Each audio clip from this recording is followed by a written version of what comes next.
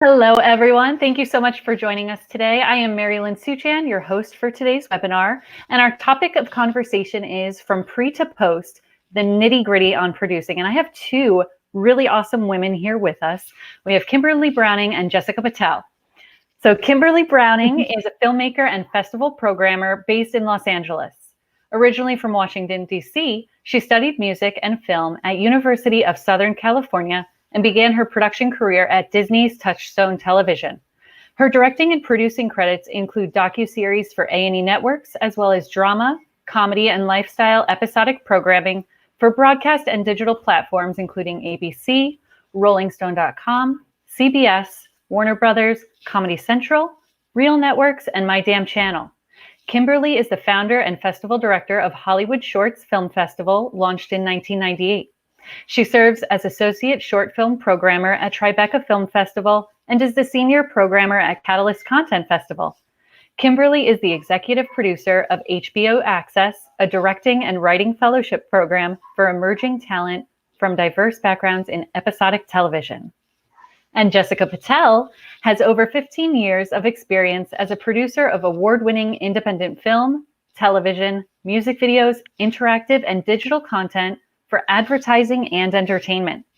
As a digital content producer, she has worked with Merman to produce the award-winning interactive digital film Outage for IBM. Other clients include work for Volkswagen, Comedy Central, GaiamTV.com, Fox, Sci-Fi, Black Box TV, among others. Over the past several years, she has felt the embrace of the vibrant filmmaking community in Canada, dedicating time and talent toward international co-production. She has served as a production consultant on Fox's Wayward Pines and Sci-Fi Space Channel series Bitten, as a co-producer for 2 seasons of the Shannara Chronicles for Viacom, and as a co-executive producer for Netflix original series V-Wars. Welcome, ladies. Thank you so much for being here today. Hey, Mary Lynn. Thank you. Thanks for having us. My pleasure. Let's dive right on in from the beginning. So you get a script, now what? Where do you ladies source your scripts for what you're really itching to produce next? Kimberley, would you like to start us off? Sure. Most projects come through festivals or through a lot of relationships. I'd say 40 to 50% of the stuff that comes to me is by referrals. Wow. I think like Jessica and I met, she hired me to produce a show for her. And somebody had given her my information. And I think that critical relationship building has been a huge source of projects coming to me. Yes. And when you say festivals, you mean by the networking you've done at festivals beyond meeting Sure. Jessica? And as a programmer, and I work with a lot of filmmakers helping them navigate the festival circuit. So many times that will translate into us developing stuff together. Or helping a short. I work significantly in taking a short to feature or a short to episodic. And so a lot of times I get to develop relationships or get really excited about the opportunity of a character or the world that they've built and really team up with the filmmaker and end up being able to create opportunity for that title. That's wonderful. Yeah. Yeah, I think festivals are really actually a great way to meet people, because you've seen, like you, especially like in short film, like you see a lot of people putting out like a taste of what their creative inspirations are. And then, if you vibe with that and they have a script, it's like, yeah, like I'm happy to read it. But I think that personal connection is so important. And, a lot of, like, I love getting books. I love IP. Like a lot of stuff comes through that, way where we can start developing something. And I really like to get involved as early as possible. So I've even developed projects where I've had an idea and kind of expanded it a bit and brought a writer in to write it and collaborate on it. Because, that to me kind of is a great way to find material and to create your own material, because doing what we do, you stick with it for a long time. So if you're going to dive into a script and get into development, you better be willing to be talking about it 10 years later. So that is always a good test for me when I'm looking at projects. Yeah. when I met Jessica, her writing partner had made a short like 4 years prior to that, that Okay. we had programmed at Hollywood Shorts. And so when Wow. she and Jess started making more stuff, she said, "Oh, you should email my friend Kimberly." And we ended Yeah. up having a cocktail and have been besties ever since. Wow. A theme that we keep seeing in each of these webinars is about the importance of networking in this industry, because everybody wants to work with people Yeah. they know they can stand for 12 to 16, maybe more hours. So, Oh yeah, you find your people that way. I mean, Mhm. that is it's really, going into production, even being in development and getting into production, like you really figure out the people that you can work with, and like you said, to be with for 12 to 16 hours a day for Yeah. 7 days a week. Yeah. So for people to head over to festivals and network and meet producers like you, they can begin to build those relationships to then have that conversation of, I have a script. Would you read it for me? I think that is very hopeful Yeah. for everybody out there watching who's like, but I don't know any producers right now. Yeah, but you can. Yeah. And Yeah, and it go ahead, Jess. Oh, I was just gonna say, like, it's the follow through too. Mhm. I think there's for every 5 people that says, "Hey, I'd love to send you a script," maybe I get 1 or 2 that actually follow through, and I always find that to Wow. be so interesting because I know that if I ask somebody something, I follow up. I want to make sure that like I'm actually engaging on that. So I'm always surprised too. It's like most people are really approachable, and everybody wants you to succeed and I think there's so many cases of we don't know who the next great voice is. You don't know where the next great screenplay is coming from. So to be open to reading people's material and checking out short films and finding creative partners is such a gift Yeah. for me. Yeah. And I like to change the paradigm. I tell filmmakers you got to be aware that there's going to be about 15,000 pieces of short form content this year. And so I like to evolve from the networking concept to more how Jess said, and finding your people. So for me, Right. when I go to festivals as a filmmaker, I don't necessarily want to convert, let me give you my script, as to I'm there to find the people I want to work with. And so Mm-hmm. instead of trying to hustle my script to somebody else, I'm trying to watch as much as I can and spend time with people to just let that organic, natural connection happen. Right. And then I don't have to force myself on anybody else. I can go and find the 10 films I've loved and really heartfelt say, "Oh my God, I loved your film," or "I loved your DP. I've got this project I'm working on. Would you like to collaborate?" And I find that to be a much more pure. It's more about sparking new creative relationships in my life rather than Mhm. so that way I'm able to really find the people who speak my language Yes. instead of just kind of hoping somebody says yes to me, And Right. it made the festival process much more rewarding for me and much more successful. Yes. So now you've found your partners, these people that you want to work with, and you love their scripts and their writing. What is the process? Where do we start with that script? Do you read it the first time just for the story? Are you automatically going right into producer mode, thinking of locations and props and logistics? Where do we begin? Jessica, you want to start us off? Yeah, I always read a script first just to see if I connect with it from a story and character perspective. And then, I think as a producer, one of the things I'm always really aware of is, we all only have so much time to develop. So I'm looking at a piece of material also saying, like, can I bring something to this? And, am I going to be a benefit to this filmmaker who's poured their heart into this script?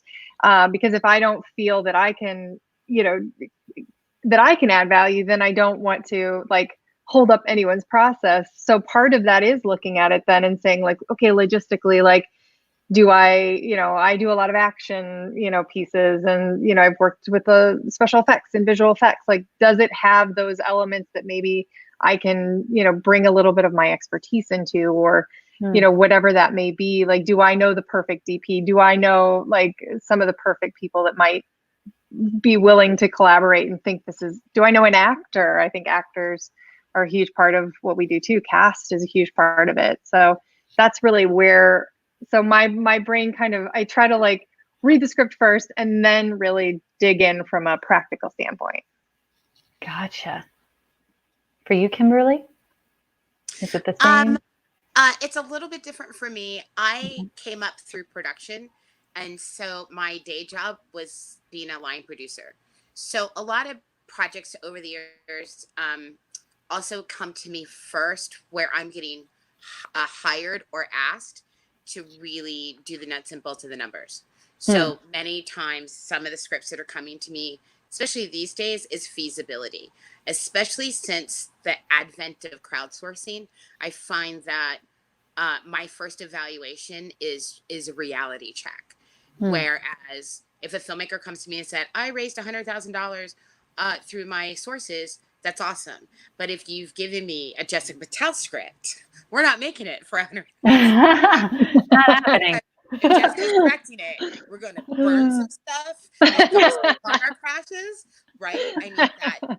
And really being able to understand the logistics of, can we really pull this off safely? And the other thing that's important to me is viability. There are some great scripts that are really well written, or the filmmaker is super talented, but I've been watching thousands of films the year before, and I've seen 5 films like this already. Yeah. So part of what I'm looking to do is really, is there a marketplace for this? Is down the line, before I even dig into the nuts and bolts and the hours it takes to really bust it out, is this something that resonates for me personally? But then also, is there really a marketplace for this? Because if there's already 4 or 5 scripts in this space being done, if this is a soldier with PTSD, this is a hooker with a heart of gold, unless they're like in space 100 years from now, I'm probably not going to feel like it's a good investment of my creative economy. So then if I feel like, oh yeah, this is, I didn't see that coming, this is not predictable, this is a really cool fresh take on a love story or whatever it is, then I go back and really watch the character's journey, which is the most important thing for me. Yeah, I love that term you used, creative economy. Yeah, absolutely. Yes, because that investment includes a combination of kind of a quilt of time, in-kind resources. Do I have an ex-boyfriend that owns a location that will work for this? Maybe 1 or 2. Yeah, exactly. And navigating this, or is this something, a network, a digital broadcaster, is this something that's really viable? If there's something similar, maybe that's popped at one network, then maybe the networks I work with are looking for something similar to try to get that market share. But I do a ton of independent and DIY and a lot of web series, and our parameters are a little bit different than network, right? So that investment is not necessarily capital. A lot of times it's, if you're charging $100 an hour for your time, where are you going to spend the next 3 years, right? And so that's the economy that I have to be disciplined about how I'm investing in. Yes. Yeah, and going into the money, then you want to start pre-production, but where do you get the financial means for each production? Like you mentioned, campaigning. What are other sources? Well, I think, crowdfunding has been really interesting. Like I've seen a lot of people do it really, successfully, and obviously, it has to be at a scale that you can, pull off. But even with a short film that I directed, we did crowdfunding, and we have an actress, Laura Vandervoort, who's very well known, and her fan base showed up and blew us out of the water to a place that we were able to really take the film to another level. And, I think that was mind blowing for me because, we did finance the production ourselves, and we tried to do a lot of that. We because I think part of that journey was we had a story to tell. We had a time that we could actually tell it in, where we were getting free stage space and getting a lot of opportunities, and a lot of people pulling favors for us, but hard costs. And so we decided to go for it. And then we were able to back it up with a little bit of crowdfunding to get us through post and to help us with our festival run and those types of things. So from a small film or from a short film perspective, like, we were able to raise what we needed. But I do think there's so many different ways to go about it these days. And every project, for me, I think every project's different. And it really comes from doing the due diligence that Kimberly's talking about, making sure you know what the budget is and you know that, what you need to make this so that you can make the best version of it. And then, whether it's, going to private financiers or, doing what you can to kind of get you over that hump to get to the place where you've got the good packet and the information, the sales packet and everything, so that you can get into different companies that are looking for those products. Right. Yeah. I think episodic specifically is in two worlds, right? So for those that are working network, cable, and high-end digital platforms, that traditional television development process, and then like a lot of our family at here at Catalyst, using the web mobisodes and webisodes to get into a path that's going to take you to episodic at a network level. Right. It's really important. I like to earn my way into production. And so if I'm making my web series, if I've got a big network pitch, I want to earn my audience. And a lot of shows that we know now have followed this white paper. My first, one of the first episodics I ever worked on ended up at Comedy Central. And we just, this is a very long time ago during Web 2.0. And so the director and the show creator had this concept, and we just ended up doing a very small kind of 4-episode arc and then putting that online. And we had a certain hook with, and that we knew we could get a certain fan base that already pre-existed for the particular hook of the show. And then ultimately Comedy Central got involved and the filmmakers got signed to an agency, and it ended up doing 5 seasons of this show. And then you go on and, the high maintenance story and the Issa Rae story and the Broad City story. And there's hundreds of them. So navigating your responsibility to get it's just like doing a short, maybe it's a web series. We're going to end up and bringing to Catalyst. And then here at Catalyst, we're going to help you meet the Jessica Patels and the other showrunners that are out there looking for a show like yours. But to me, it's your responsibility. We spend more time saving money for our, Louboutins and our cars than raising the money for our films. And I think, if I've got to take a couple of commercial jobs or take a second job to put that money in my own production account, I've got to finance myself and I've got to earn my way into shooting. Yeah. That's kind of how I feel we as filmmakers got to get down. And if you're making your first couple of shows, you shouldn't be spending more money than that anyway.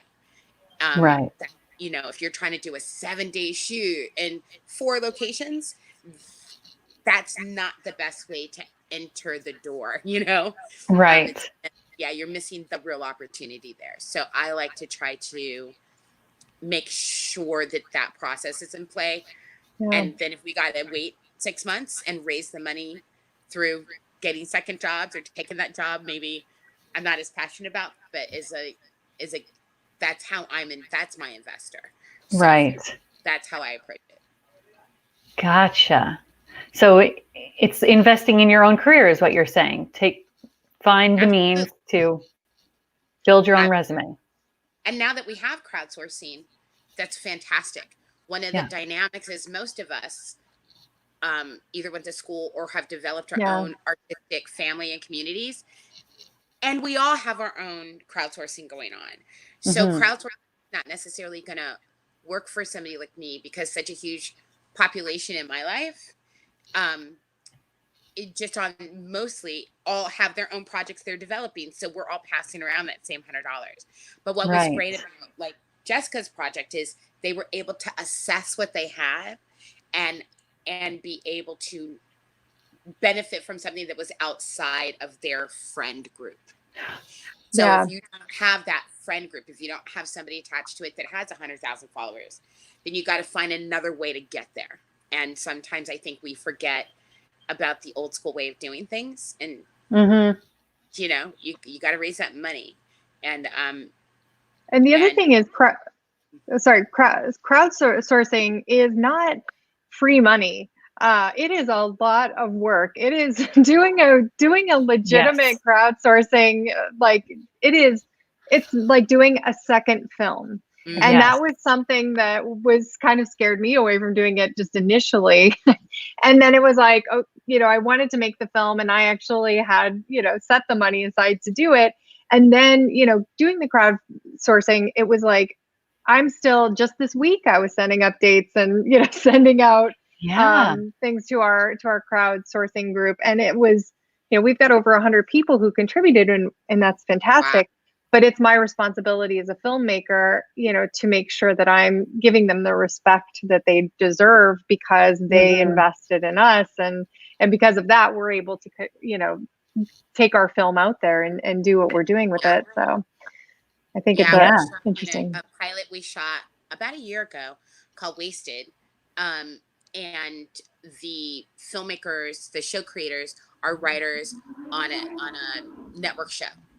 And so they were able to utilize their platform as being on this very successful show with millennials to be able to, and with the support of their EP who really believed in their pitch. And so because they were able to get the EP to kind of sign on and support their campaign, the network was fine with them utilizing their platform. And so they were able to really successfully tap into a fan base they had spent a year and a half earning. So they had on the second season of the show, they had been really active in building their audience base, utilizing social media while they were in the room and in production of the show. And then once they really got that established, then they were able to leverage that into a campaign that was very successful. We shot a great show and now it's repped and getting shopped. So that helps us to make sure you know the package that you have and what the angle is that's going to get you outside of all of us who are already in the house, you know? Right. And building those relationships, like you said, it's a marathon, not a sprint. So it takes time to nurture and grow those. Yeah, and consistency. Yeah, and I think consistency is a huge part of it. You know, there are financiers for different projects that maybe didn't go in the past but knew that we were working on things. And so like with a feature that I'm working on, like I've been able to go back to a couple of people and now this is a project that looks interesting to them. And then it becomes that dialogue, but mostly because I've been every couple of months checking in and, you know, making sure they know what I'm up to and that I'm still passionate about getting things done. So it's not, you know, like, I want your money and then you go away with the money. It really is like, can they trust you with your money, their money, you know, and what is that kind of, what experience are they going to have? Because again, it goes back to that being a long game, you know, it's, and it's not always a lucrative, proposition. So I think you really have to make sure you know what exactly you need and you can be responsible for that. Yeah. And then, so now we have our financial means to make our project. Where does your mind begin? Where do you start going in terms of producing? Kimberly, you want to start us off with this one? Casting. And locations, especially for even stuff I've just finished producing a network pilot presentation, and locations were huge for the show and very, very important to the show creator. And so we had to get locations locked down first so that I knew how much I had left to do everything else.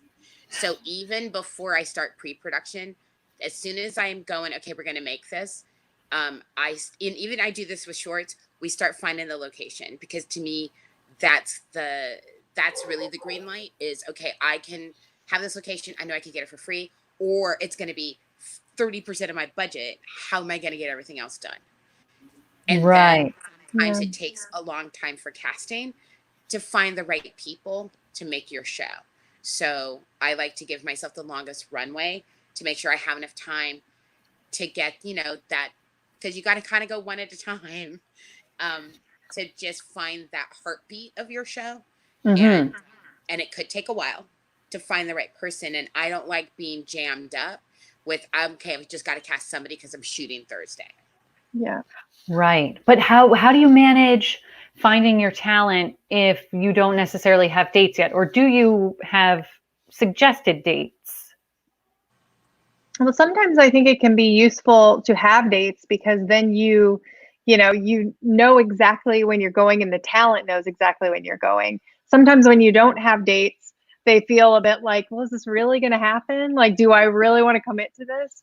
So sometimes having that pressure, like if an actor is available and interested, they will sign on, in a lot of times they'll just sign on because it's something they want to do, and they know they're going to do it and get in and get out.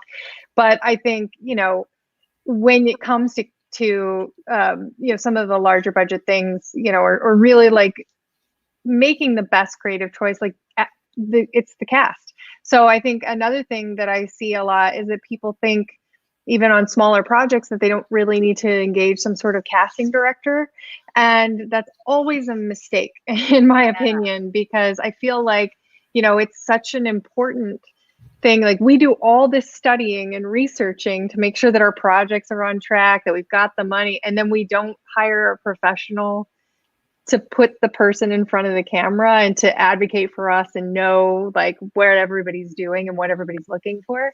And so I think for me, that's something that is always a huge part of it, is like getting a casting director on board, because a lot of times they have suggestions. I mean, it's their job. Like, they have suggestions of people that I had no idea. Oh, I hadn't thought about this person for this role. Yeah, that's cool. And then and they can say, and they're available. Well, let's get the material over to them and set up a meeting.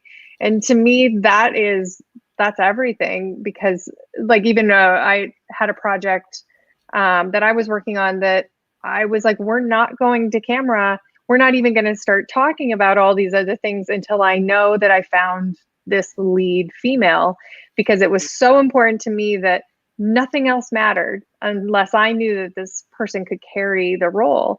Right. And once I found that, it was like, okay, let's go, let's do it. And we were rocking and rolling. But I think that's such a big part of what we do is, you've got to get cast on board, and you've got to get that creative process together. Wow. Yeah. So we get that nailed down. And then what is your next step there? For me, it's department heads. Okay. When you do your first budget, it's really important to me to get those department heads decided on, because having the director and the DP have a plan is going to impact my budget. So if they come together, and it might be way early, but I'd rather have them go in and pay them a little bit to get started, so that if they're going to do the whole thing as a one shot, that's going to really radically change where the money needs to be spent. Or if it's a really low location, high prop show, I need the production designer to tell me, how much do you need, like, for these props? Can you get all these props at the good local rental house? Are these specialty and they have to be made? Or there's only one place in the whole country that has this prop that's going to you have to tell the story. So without the production designer, I don't really know how much stuff really costs. And until I find that information out, to me, that's the highest priority for me, is being able to start to bake the creativity of the show, the intent, the color, the taste of the show, so that we know of technically, creatively, what's our aesthetic, and then how much is it going to cost to make that happen? Where does the money need to be allocated? That's my next step. Yeah, absolutely. I mean, I think too, we're in such a busy time right now where there's so many productions happening. And so a lot of times, Kimberly, you're absolutely right. It's like I'll just text and be like, okay, don't take a job in January until you call me. like, That's right. just in case, like, even if I can't share what we're working on, department heads, like, you always want to go, like, I always thought, and you go to the people that first, or that you trust, that you've worked with. And then, sometimes if they're not available, they have good suggestions, and so I think that absolutely starts to make a project feel real when you start talking to the department heads and getting their assessment of the material. Yeah, and for anybody watching real quick that might not understand exactly what a department head means on a larger set, can you go over that, Kimberly, real quick? Absolutely. And Jessica, jump in as well. So department head means your director of photography or cinematographer, your production designer. These are the creative leaders of each department. And they're your generals, right? And so that they come together to collaborate on the components of your show and breathing life into what color it's going to be, and what's the pacing, and what's the tone, what's the look, how are we shooting it, what are the elements that we need to see, what's the color scheme. All of these things go into our visual and aesthetic language, and those are the first things that we need to know what we're making, so that then we can hire and grab all the equipment that we need to pull it off. Costume designers, another location manager, those the key people that are helping make the whole show come together. And then then the production designer or the costume designer gets to hire their crew, which I typically don't get that involved with. As long as they know what they have budget wise to work with, then you want to trust that your department head will hire the people that they need to do their best work. Yeah, and part of it also is those department heads, they do their own breakdowns of the script so that they can set the budgets that they need and how many people do they need. As doing the first budget, I like to think we can pull everything off with 2 electricians and 2 grips, Sure. Because I'm coming from, I don't want to spend any money on that. But then the reality becomes, well, now that we've seen Jessica's storyboards, now that we've seen the shot list, then we realize, we got to move fast. We only have this location for a day. I'm going to need like 8 people to keep things moving. And maybe 2 or 3 of those guys can be moving ahead of us pre-lighting, so that as we move from room to room, we can stay as fast as we can as a production. So I'm actually saving money by hiring more people. Yes. So those kind of evaluations need to happen so that we can get the information we need to really do a shooting budget that makes sense and is accurate.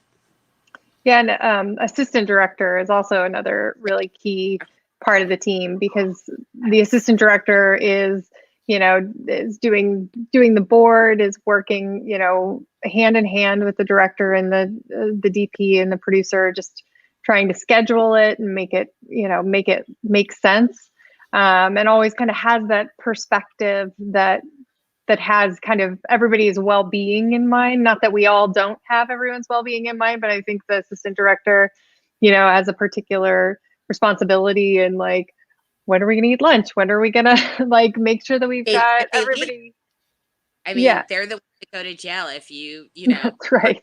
on set. The AD is the one that gets prosecuted, so they really do have their responsibility.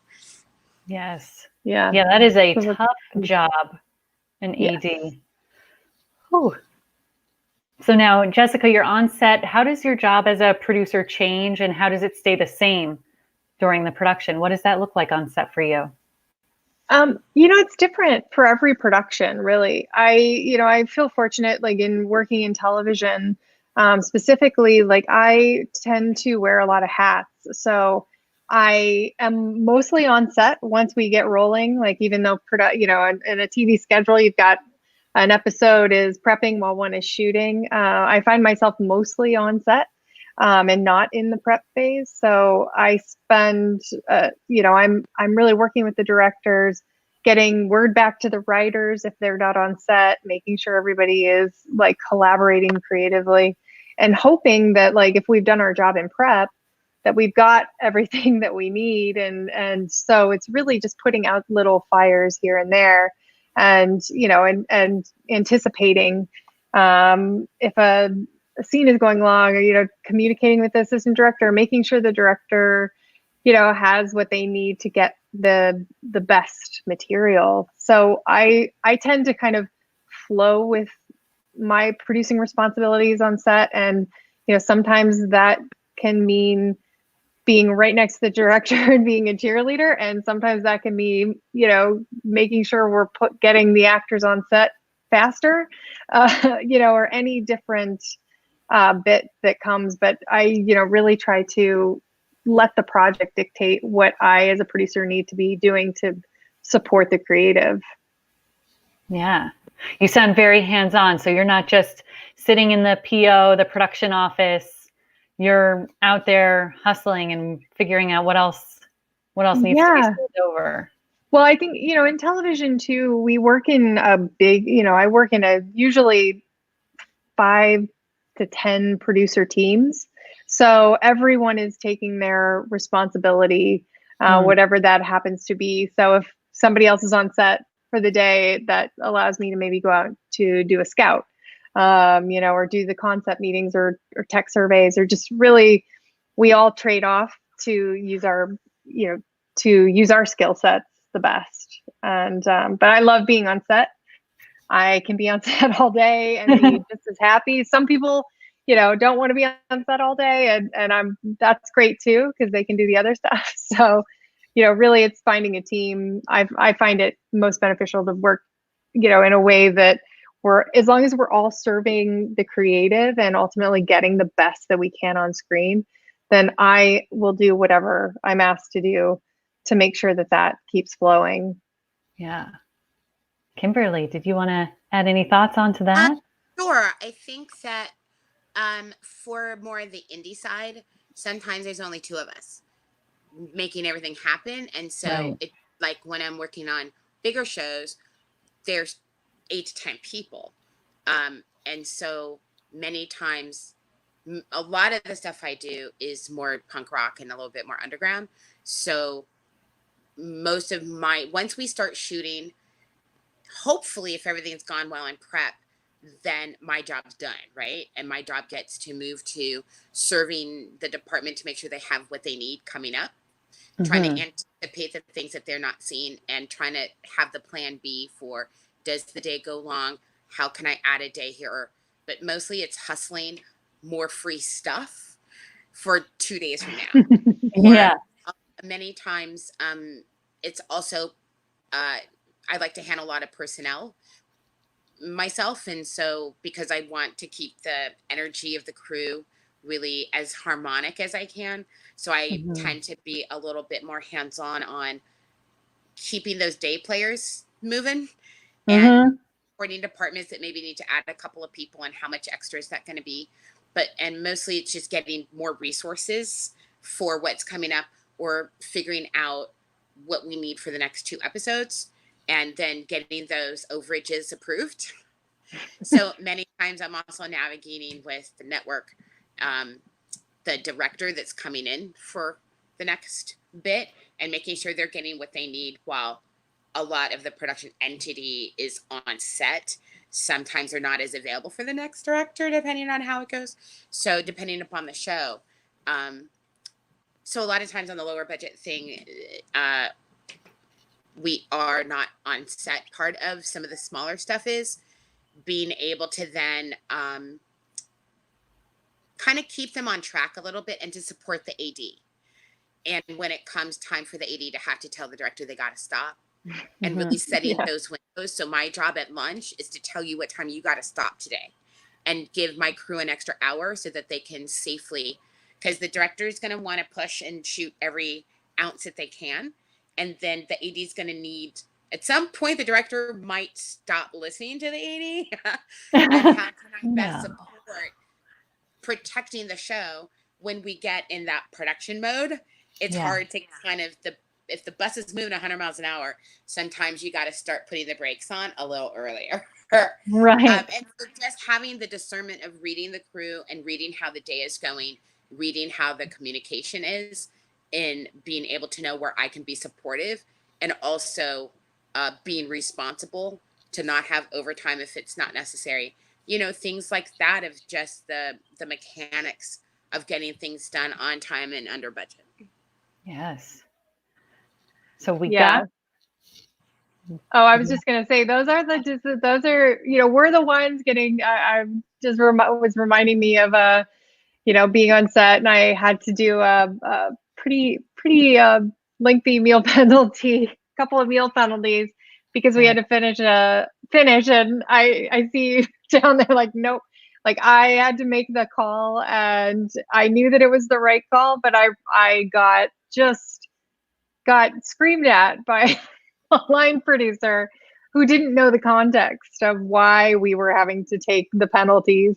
Right. And even though I knew it was a tough call, and I knew I had to do it, like I had to take that, take that screaming. And then, he followed it up in private by apologizing and saying he understood why I did it. But, those are the moments too on set that, because everything, we're spending money, like every minute that we're on set, money is being spent, and it's not usually our money. But sometimes it makes sense to finish, especially if you're doing action, or you've got really intense, say, love scenes or really intense moments. You got to let the actor get through that, and getting that shot, you can't ever come back to that moment. So it might make sense to pay a little bit of overtime into lunch, or ask to call grace. But sometimes it helps me, because people know when I come on set at the end of the day, that they can hear the Darth Vader kind of march behind me. And part of that is how we work it with I have an ADs I work with all the time. And sometimes that back and forth, if I'm not around after lunch, they know that if I have to show up on set, you've got to, and being able to have that dynamic and knowing which process works the best with the creative team. What's going to be, some creative team is like, hey guys, I really need you to let's wrap it up. We'll solve this. Here's how we can solve getting you what you need. And then there's some creatives who just literally, you have to walk to the Jenny and shut it off. And I know that's my job. And that it might be the last time I ever work with this person. They might not ever put it on again. But at the end of the day, it's my responsibility to know the big picture, to know if that drastic of a step has to be taken. Yeah, absolutely. I think it's a lot about communication too. I think producing is all about communication. Like when you're working on on television shows and stuff, like I always have to remember, I'm not spending my money, I'm spending someone else's money.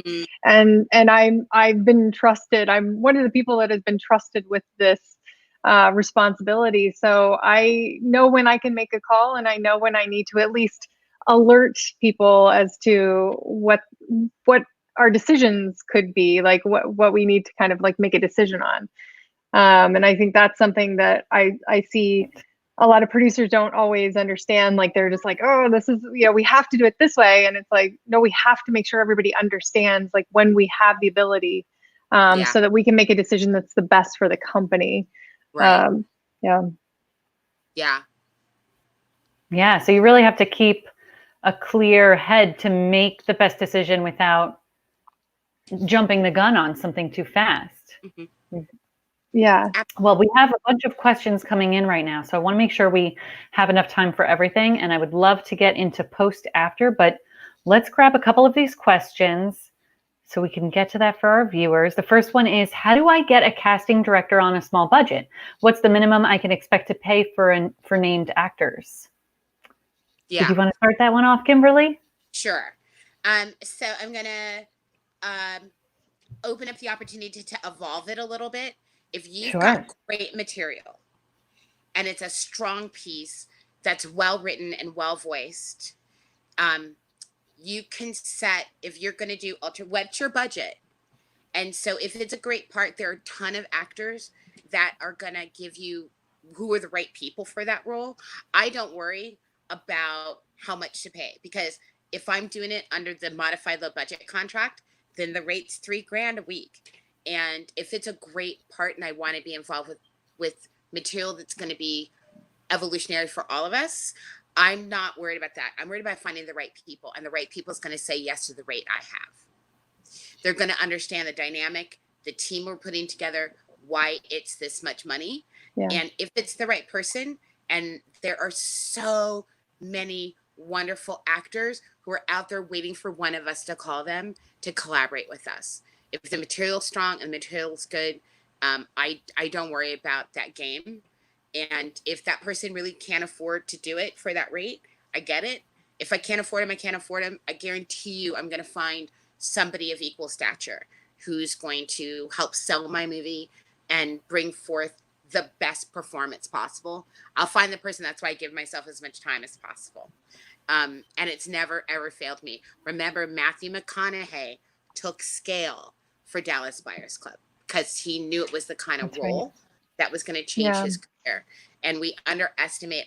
Don't get caught up in getting A-list actors or celebrity actors. Find the best, most skilled, experienced actors that's right for your part. And your offer is your offer. And you have to strategize having a really robust list of actors who can play the part. Anybody who's like, I have to have this, the John Malkovich story is not a career developer, right? Right. Yeah. It took those guys like 15 years to get John Malkovich to say yes. Yeah. Meanwhile, making other stuff. Right. And to clarify for this viewer, the casting director, is their rate, what is a standard rate for a casting director? Is it based on how many actors are in it? No, it's just based on your. Okay. Yeah, and a lot of times too, like, you know, when you have a smaller budget, there may be a casting director that you would like to work with who maybe can't take the project on, but maybe they have a casting associate, you know, or a casting assistant that they would be willing to, like, you know, let do the project, you know, at a reduced rate, and then they can kind of be a mentor to them. I've seen that work so well, you know, because a lot of, especially if you have projects that, you know, you have like younger, you're looking for young up and coming talent. Sometimes the casting associates are like a little bit more plugged into that up and coming talent because they're the ones that are watching those tapes and auditions first, you know, before they get to maybe the casting director. So, you know, I think that it's amazing what, if you like Kimberly said, it's amazing what can happen when you have a piece of material. You would say like, I can only afford X, you know, but this is what I want to do, and this is my vision, and the people will actually sign on and be like, yeah, okay, you look like you have a plan. Like, let's see what we can do. Yeah, down and talking to an actor, and if you are clear in your POV and your vision, and you can speak honestly and authentically about this film and the story that you're trying to bring to the world, that means so much more to an actor, that they can put their career in your hands. And especially for up and coming filmmakers who maybe have not as many credits, and so maybe the casting directors or the agents don't know you as well. I have had opportunity where I will have a casting director and I'll pay them a little bit up front and have them focus on the lead role. And then once I get that packaged and I get the rest of my money, then I'm able to pay them the rest to have them package the rest of it. And so there are a lot of casting directors that are absolutely open to work with you on a step-by-step basis like that. If they really believe in you, say you've got a great short film, something that can show them that you are special and you are an artist that they want to get. You are somebody who's going to create work for them down the road. And so many will do it to develop a creative relationship with you. So they will work with you on a step basis. You don't have to pay somebody $30,000 out of the gate. You can come to them and say, for $5,000 against the 30, will you help me package and cast this role so that we can have them as part of the pitch plan so that we can get this pilot financed. Right. And I love the way you two are talking about these alternative ways, because it makes it all more tangible and just inspires people to think outside of the box, because it does seem like a huge leap to go from indie to big budget and kind of scary. But like you're saying, you reach out to an associate, you do these other things and methods, you can still have your project made in a really high quality way. Absolutely. And I think Yeah. the one advice is I wouldn't go scattershot. I think if you do your research and you know what that person does and what they're really good at, right? Don't go to like a Volkswagen store to buy a Honda, right? So you got to really know who this artist is or this casting director is. And if they're a casting director who does a lot of horror, don't bring them like your heartfelt rom-com. No? It doesn't make any sense. You know what I Right. mean? Sure. So sometimes I feel like filmmakers come off so desperate because they're just asking anybody for everything. Right. And not necessarily, I researched you, you made these films. I feel like my film, you'd really understand how to get it made. And I feel like you have the skill set I need. That means a lot more to me than somebody not taking the time and just asking everybody for help. You got to really do your research. Great. We could have the next question. Okay, I am producing a web series. How can I best navigate the festival circuit to get it in the right hands? Well, Kimberly, this has your name all over it. I was going to have Jessica talk about it. Okay. The first thing that you do is you get involved in Storieroad. And part of the work that we do at Storieroad and the work I do is navigating. There are several people like me that can help you navigate the festival circuit. There's 7,000 festivals. And now in this time, the festival world is completely upside down. So finding either somebody who has been very successful with the type of show that you've had, and make sure that you hire a producer who has had stuff go to festival is the number one thing that you can do. Making sure that you have somebody on your team. There are people like me out there that if you don't have people on your team, you can register for the Hollywood Shorts program. We have a program for web series and short filmmakers that customizes your festival plan and walks you through the festival circuit. And listen, we're all going through it together right now.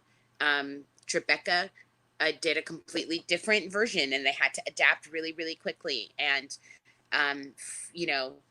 we spent months watching films and was so excited to bring these films and host their premieres.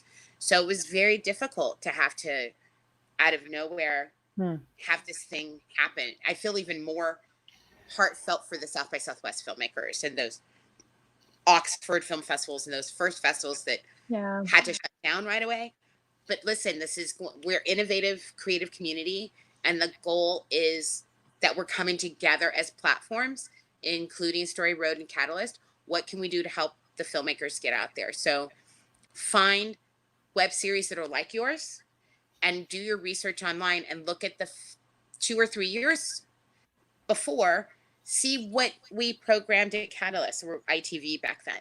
And then look at what those films did on festival circuit. And if it's a film like yours, you can tell that those programmers like the same thing. Do your research. Go to Series Fest website. Look at the stuff they have shown.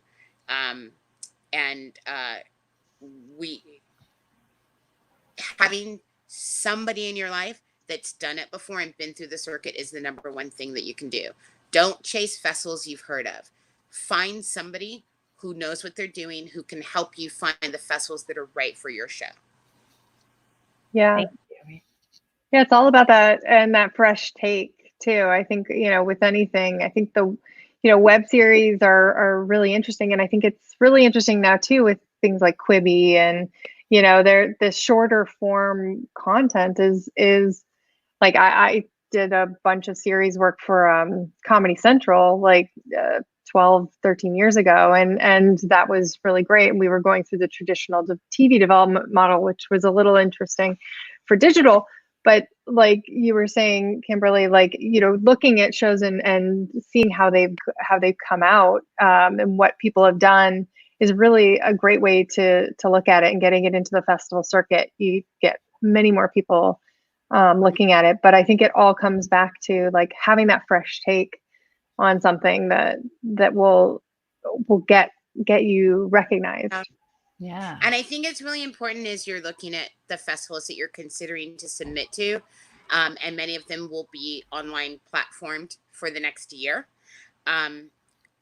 Make sure, like Catalyst, that they have some component where they have opportunity for you to meet and have pitch sessions, or there's a component of that festival that facilitates relationships. So like Tribeca TV, Catalyst, Series Fest, South by Southwest, even Hollyweb and Miami Web, some of these great episodic festivals. Even Cleveland has a fantastic episodic component.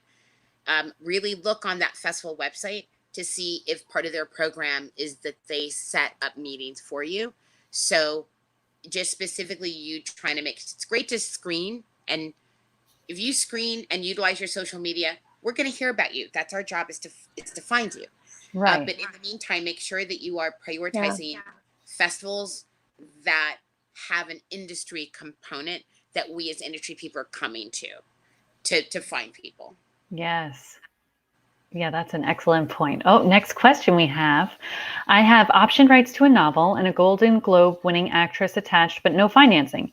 How do I approach a CD like Robi Reed to join? I'm reading the question because to unpack that, without any financing, it doesn't make sense for Robi to go out if you don't have any credits that shows that you've been able to put money together before. If you're just starting out, then Robi Reed's not going to go out to anybody and risk her reputation on a show that might not ever get financing. So you've got to get some development money to kind of prove that you are able to move the needle, because Robi can go out and anybody can go out. Robi, Twinkie, any of the more reputable, Kim Coleman, Kim Williams, any of these casting directors of color,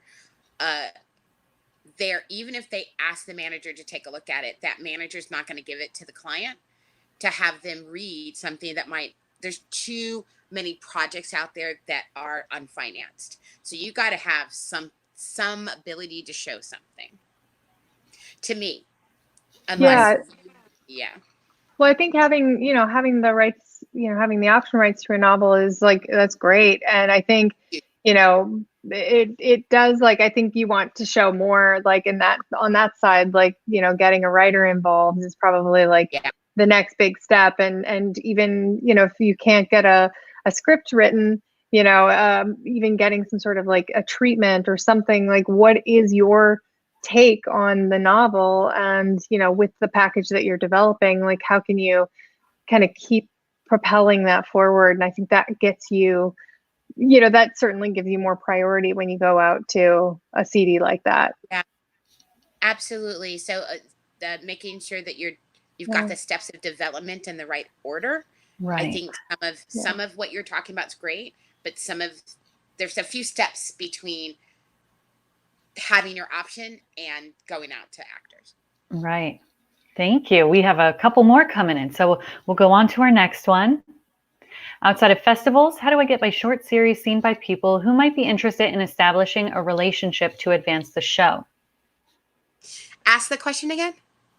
Outside of festivals, how do I get my short series seen by people who might be interested in establishing a relationship to advance the show? So what are other ways to network outside of festivals? So are you trying to sell a series to network, or are you trying to, I think the question is a bit of a challenge. Yeah. Are you trying to sell a show? Philip, let me know if that answer came in. I think what does short series mean? Is it short format? I don't understand what series means. They're trying to sell it.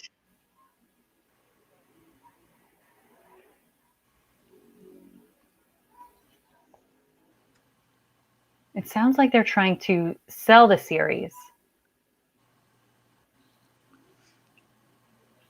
I think the great thing right now we have is just digital. We're all watching. So if you have content, then it really is you picking, that list of people, that 20 people that you want to see it, and trying to get it into their assistant, their development executive, if it's a manager, the manager's assistant, like trying to figure out like who do you think, like really drilling down, I think as part of the question, really drilling down on what you want to get out of people seeing it.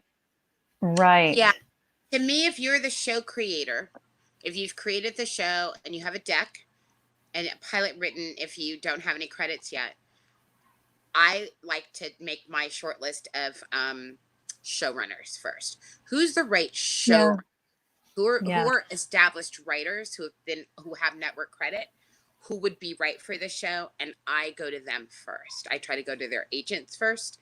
To me, I feel like that's what I need to have champion a show at that level. I feel like, especially from an emerging artist, I feel like they need a showrunner that believes in them, to me, to go to that level. Right. Gotcha. Yeah. And we have one final one because we're just at time. So we'll get this last one in real quick. What criteria do you use to select your projects? Jessica, what are your criteria look like? If it's a project that I'm developing, then I'm all about like the creator, the voice, like, is this somebody I want to work with for a long time? Like, is this something I can add value to? Sometimes if I'm working for hire, it's because I need a job. But I do think that there is something, I learn something from every project I work on, and I meet somebody on every project I work on. So I feel very fortunate to be able to work in this industry and to be also creating passion projects. And so I think, for me, it's always about learning and about meeting people and finding those creative partnerships. And I never know where they're going to come from. And, somebody once told me, like, you never know where your break's going to come from. And it's probably going to come from somebody that, you didn't think it was going to, or you didn't even know it was on your radar. So I think that's why this is such an interesting and fun business, is because we have the opportunity every day to wake up and tell stories. So that to me just keeps me going and keeps me eager to find good projects. Yeah. For me, there's a couple things. Originality and a fresh voice. In the character. The character is the most important thing to me. And finding characters that are making choices that are not anticipated, shows that are taking us to a place that we haven't seen on television before, is very important to me. Women's voices of color. I'm especially passionate about everybody's experience, because this is the most magical time to be a creator, to be a filmmaker, to be a storyteller. We have so much access now, and we don't need anybody else's permission to tell your story today. I'm really passionate. I feel like we're part of the group of people who broke those walls down. And, when I started in my first television job was 1987 at Disney. And things were much, much different then, especially for voices that weren't a couple of different guys, right? And there were 7 people who decided if your work got seen that year or not. And it's been now all this time that life, and now we're going through a time right now that's changing the game for everybody. So having the world literally shut down and make everybody be at home and everybody on their screens, it's never, ever going to be the same. And how do we now, that's even more cracks in the wall of us being able to get on Facebook, get on Twitter. People hit in my DMs all the time. You couldn't just hit an exec up. You know what I mean? So what are we doing with that goodness and opportunity? And so I get really excited about characters that are unpredictable, that are fleshy, that are flawed, and that I can see it's a lot. It's a lot right now to get people to tune back in. Yeah. It's a lot. There's a lot out there. And what is it that's honest and authentic and game changer, or honestly just funny as hell? Like, if something's just funny as hell, chances are I'm going to champion the show. But I care about character. That's the thing I've learned the most, particularly in the work that I've been fortunate to be able to do at HBO. That's one of the things that was said to me about being passionate about characters. They, you know, one of the people I respect the most said that people might not remember the plot of season 4, episode 3, but everybody knows who Tony Soprano is. Even if they've never watched a show, somebody can tell you something about Tony Soprano. Yeah. And that's a powerful thing. And I know in the characters I'm creating and gestating, I'm challenging to which of these characters I have in my zeitgeist around me is going to go to the world zeitgeist and have that same impact. And if they don't, then I need to, that's got to be the bar I'm looking for. Wow. Thank you. This has been just the most inspiring and uplifting webinar. I feel like you provided everybody with so many different outlets and ways to go about doing things. So thank you so much for spending this time with me and for all of you at home. I hope you're feeling inspired. I have a writer's group in a couple hours, so I'm going to be working on my pages furiously right now. I'm so excited, so pumped. Stay tuned for all that we have coming on at catalyststories.org, and we'll be in touch soon. Thank you again. Bye, everyone. Thanks. Thank you. Bye. Bye.